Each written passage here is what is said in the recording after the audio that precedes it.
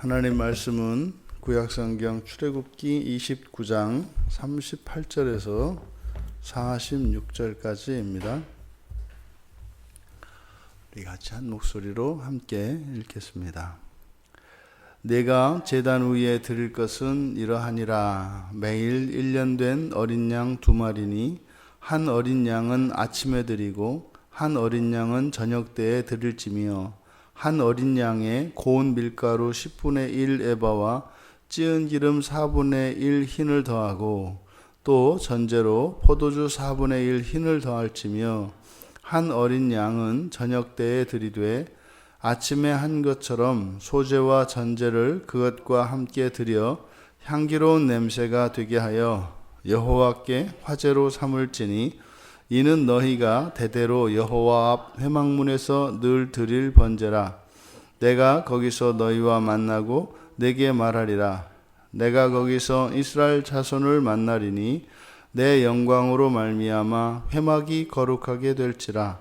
내가 그 회막과 제단을 거룩하게 하며 아론과 그의 아들들도 거룩하게 하여 내게 제사장 직분을 행하게 하며 내가 이스라엘 자손 중에 거하여 그들의 하나님이 되리니 그들은 내가 그들의 하나님 여호와로서 그들 중에 거하려고 그들을 애굽 땅에서 인도하여 낸 줄을 알리라. 나는 그들의 하나님 여호와니라. 아멘. 매일 드리는 제사와 하나님의 약속이 기록된 본문입니다. 그런데 여기에는 놀라운 하나님에 관한 계시, 하나님에 관한 지식이 나타나 있는데 굉장히 놀라운 이야기를 하죠.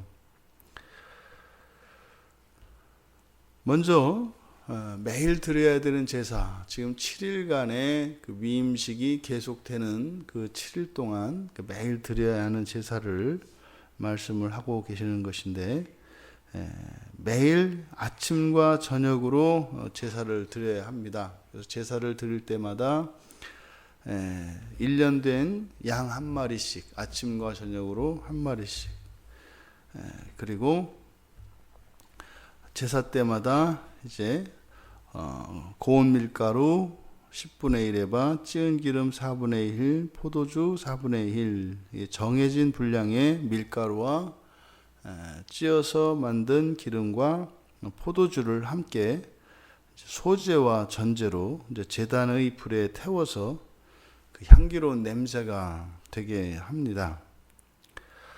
여기서 매일 아침과 저녁으로 제사를 드리는 그 이유는 아침의 제사는 그 밤 동안에 있었던 죄를 속죄하기 위한 것이고 또 저녁의 제사는 낮 동안 있었던 죄를 속죄하기 위한 것입니다. 그래서 하루 24시간을 둘로 나누어서 그렇게 아침과 저녁으로 밤과 낮 동안에 있었던 모든 죄를 속죄하는 것이죠. 그래서 7일간 단 한순간도 죄로 인하여 시간이 부정하여지지 않도록 그래서 아침과 저녁으로 이렇게 이제 제사를 합니다.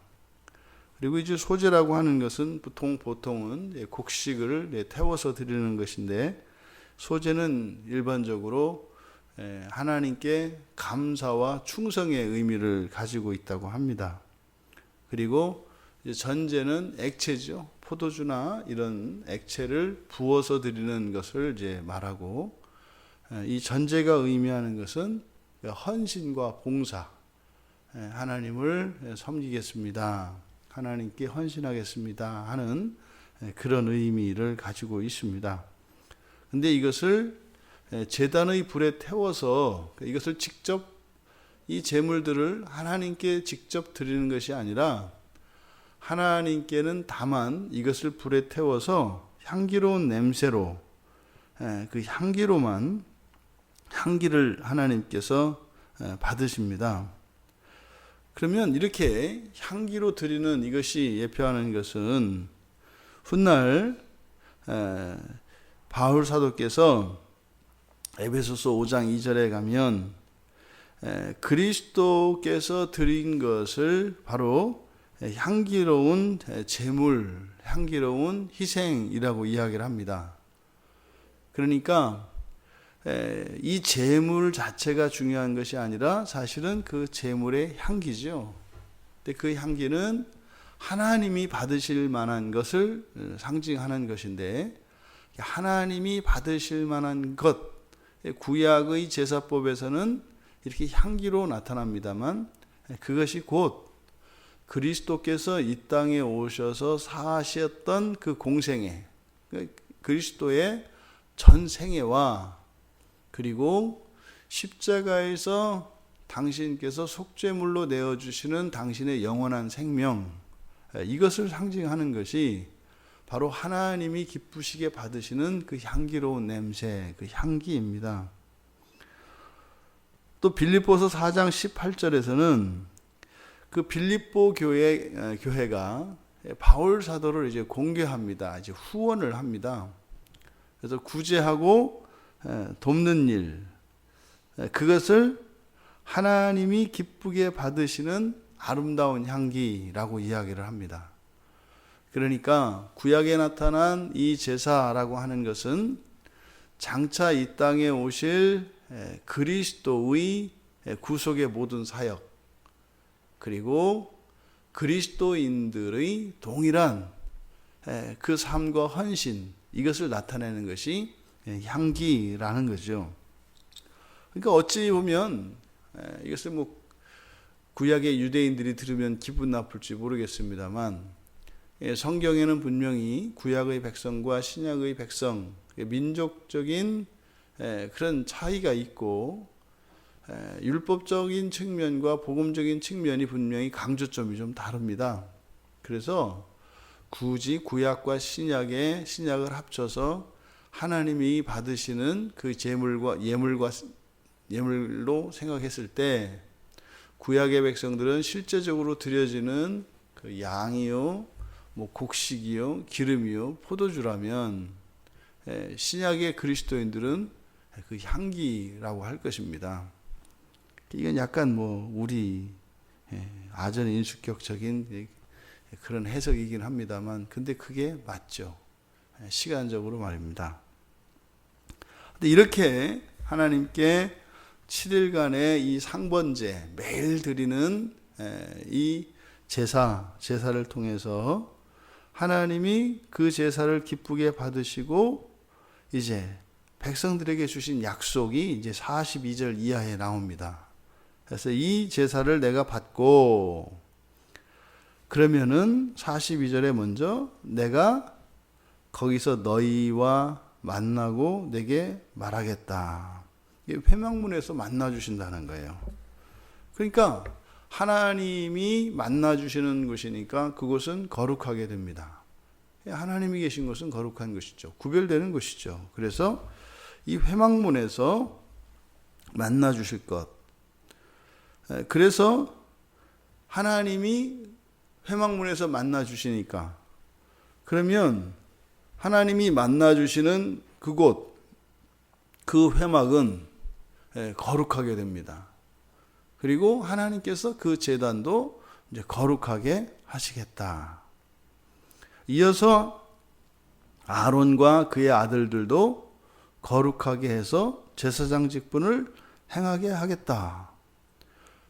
지금 계속 여기서 다루어지고 있는 것이 정결과 거룩의 문제입니다. 그래서 모든 죄를 속하고 모든 오염과 부패를 없이 하고 하나님의 소유로 삼으시는 과정이거든요. 그런데 놀라운 이야기를 하세요. 그렇게 거룩하게 하시고 그들로 제사장 직분을 행하게 하시고 이렇게 하는데 45절과 46절에서는 이해할 수 없는, 그러니까 신이라면, 초월적 존재인 하나님 신이라면 할 수 없는 이상한 얘기를 합니다. 이 말씀이 뭐냐? 지금 45절과 46절 여기 보면 이스라엘 자손 중에 거하여 그들의 하나님이 되겠다. 그러니까 하나님이 왜 그 하나님의 백성들과 함께 거하냐고요. 왜 동거를 하냐고요. 심지어 뭐라고 이야기하냐면 46절에서는 그들과 함께 있기 위해서 지금 이들이 애굽에서 탈출했지 않습니까? 그들과 함께 있기 위해서 애굽에서 이들을 구원하셨다는 거예요. 그러면서 나는 그들의 하나님이라고 하는 이 말이 강조되어 있습니다. 그래서 앞뒤로 나는 그들의 하나님이다. 이렇게 나는 그들의 하나님 여호와다. 나는 그들의 하나님 여호와다. 이렇게 되어 있고 그 중간 안에 나는 그들과 함께 거하려고 한다. 나는 그들을 애굽에서 구원했다. 여러분, 우리가 성경에서 계시하시는 이 하나님에 관한 계시 가운데 사실상 가장 이해할 수 없고 또 가장 받아들이기 어려운 계시가 하나님의 초월성을 이야기하는데 그 초월하신 하나님이 하나님께서 구원하신 그 백성들과 함께 하시기를 원한다는 거예요. 기독교인들은 이런 말이 굉장히 익숙합니다. 하나님이 우리 안에 계시다. 하나님이 우리와 함께 하신다. 우리가 이 다음에 하나님 나라에서 아무런 하나님과 우리 사이에 막힘이 없는 공간적으로 함께 우리가 산다. 이게 이제 우리는 늘 들어서 이게 자연스러운 것으로 생각합니다만 이교도들이 이런 이야기를 들으면 굉장히 무서운 얘기입니다. 그러니까 싫어하는 얘기입니다. 하나님하고 함께 있고 싶지 않다고요. 그러니까 하나님하고 함께 있다는 것은 어떤 뜻이에요? 존재론적으로 이게 초월적인 나를 훨씬 능가하는 그 하나님과 함께 동거한다 그럴 때 사람들이 가지고 있는 인식은 뭐예요? 그럼 나는 맨날 잡혀서 살겠네. 말도 제대로 못하고 또 여차해서 잘못하면 실수라도 하면 거기서 진도를 사겠네. 그럼 뭐예요? 초긴장 아니에요. 자다가도 코 골까봐 염려할 거 아니에요. 바로 옆에 하나님 있는데 어떻게 잠이 와요? 눈 깜빡깜빡하고 이러지 않겠어요? 밥을 먹을 때 그 딸그락 소리 하나 할 때마다 이렇게 눈치 보고 이러지 않겠냐고요. 이게 일반적으로 사람들이 가지는 자연적인 이해예요. 신이라고 하는 존재는 그냥 그 능력 때문에, 그 초월적인 능력 때문에 우리가 이 세상을 살아가는데 그 능력을 그 도움을 좀 얻는 정도인 것이지 너무 가까이 오면 싫다고요. 이게 자녀들도 그렇지 않아요?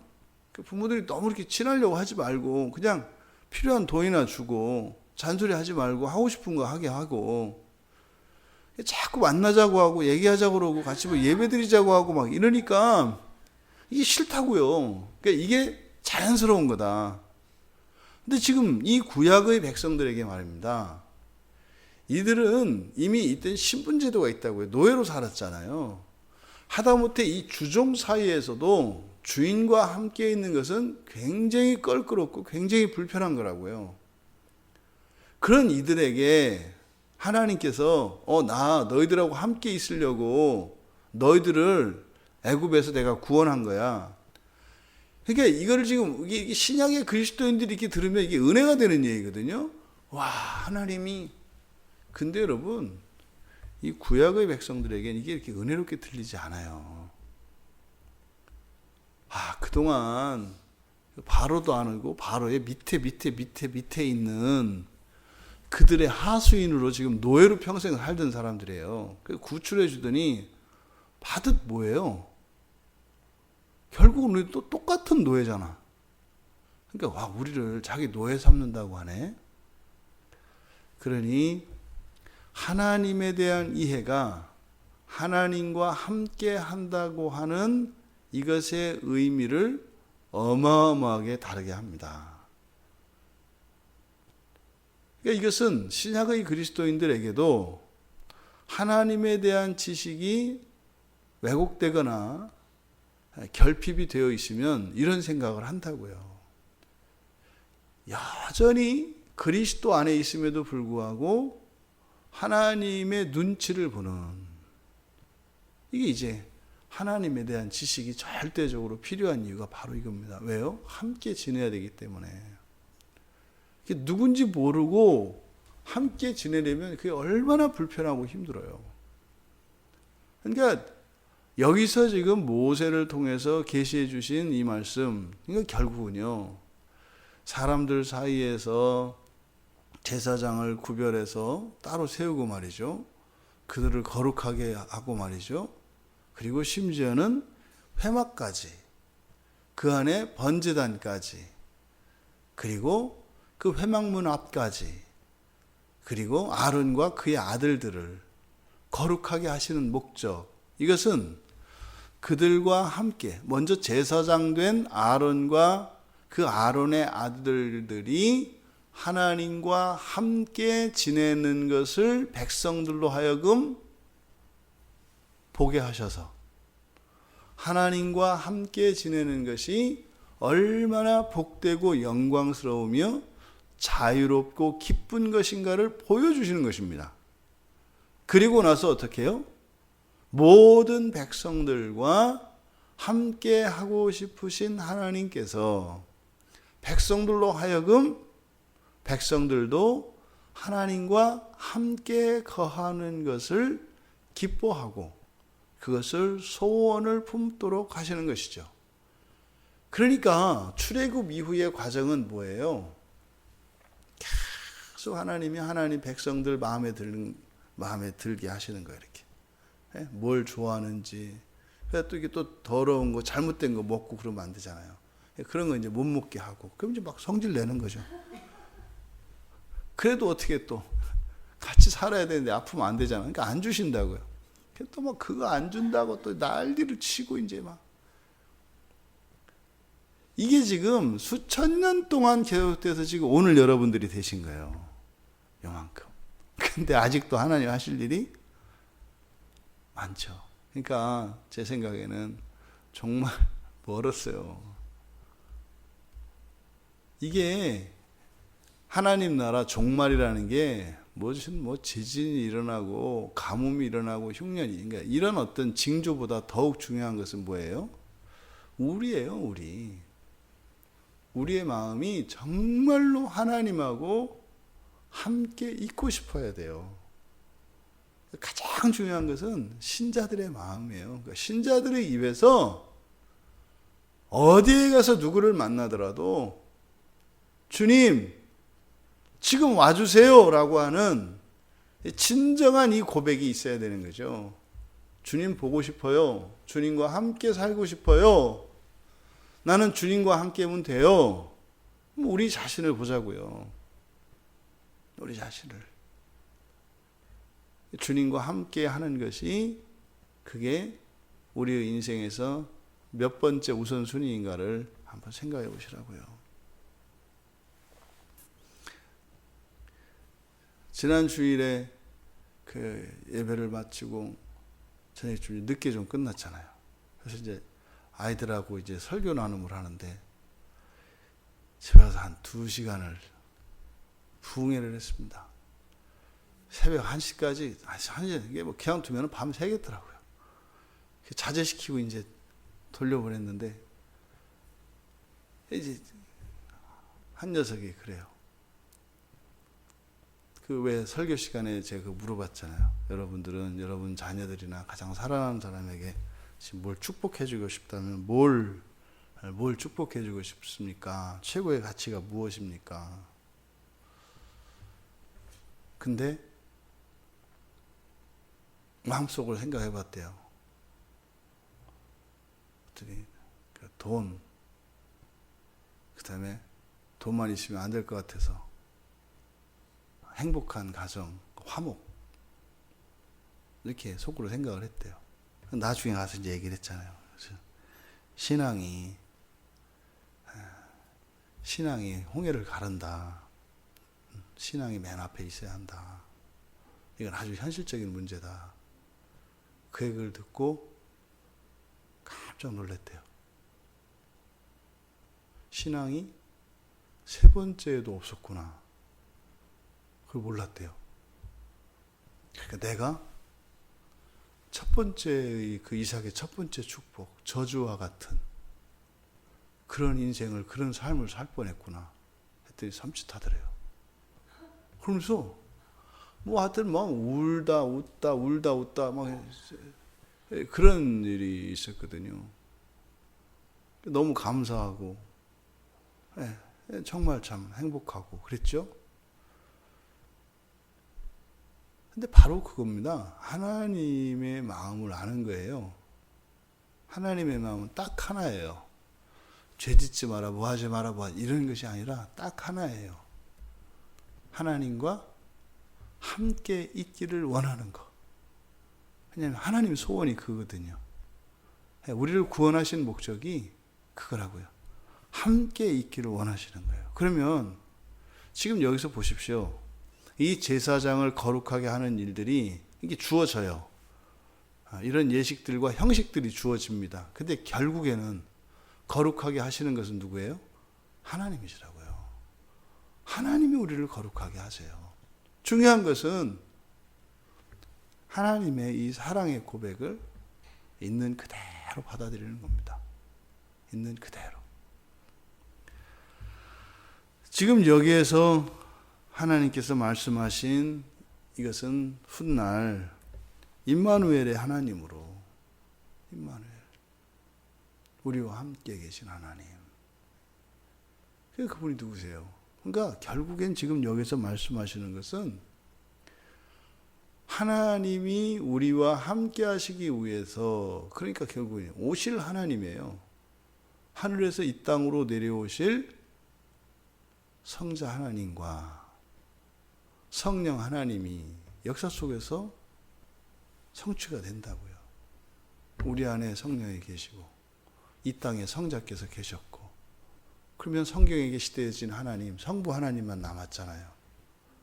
어디서 만나요? 마지막에 정말에 성부와 성자와 성령이 다 함께 한 자리에서 만나는, 지금은 시간과 공간 속에서 만남과 이별이 있어요. 만남과 이별이. 구약에서 끊임없이 성령 하나님과 성자 하나님이 끊임없이 이 땅과 하늘을 오르내리신다고요. 끊임없이. 그리고 역사 속으로 예수님이 이 땅에 오셔서 33년의 공생애를 사셨고, 그리고 예수님이 가시고 나니까 성령 하나님이 완전히 오셔서 우리 안에 거주하고 계시죠. 지금은요,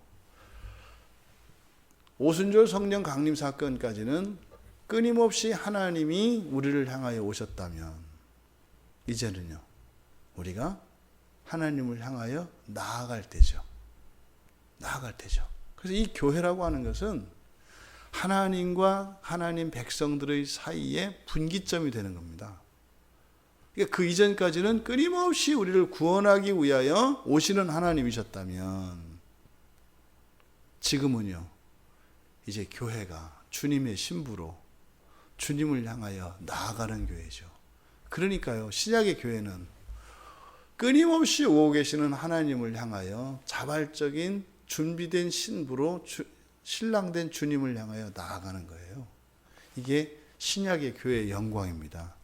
그것이 우리의 현실 속에서는 어떻게 해요? 되어져 가는 거죠.